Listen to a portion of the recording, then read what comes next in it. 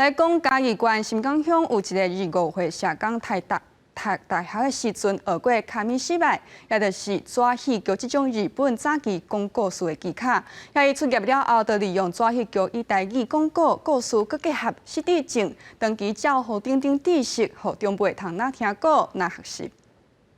讲故事哦，讲故事哦，讲故事的人来咯。话休，互大家知影要开始讲故事。少年社工用这种合作卡米18的方式，哪讲故事，哪甲大家解说，当照提供的协助甲功能。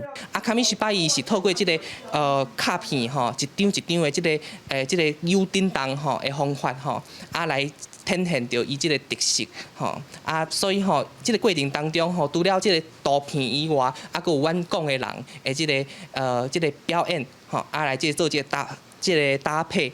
为着要让故事听起来袂无聊，伊嘛加入一寡别个故事，而且不时佫会分片仔来听伊讲故事的人，拢感觉真趣味。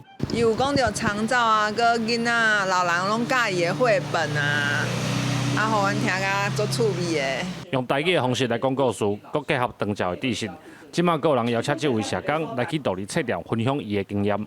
相信对这侪时代来讲，会看感觉哎哟，安尼有一个机会。对这侪囡仔来讲，会感觉真稀奇。哎哟，一个小可发比较大的朋友之下，唔知咧办什么公会啊但是这过程拢是互伊会当有一个母语的这种刺激。我感觉这种环境就是爱继续推广。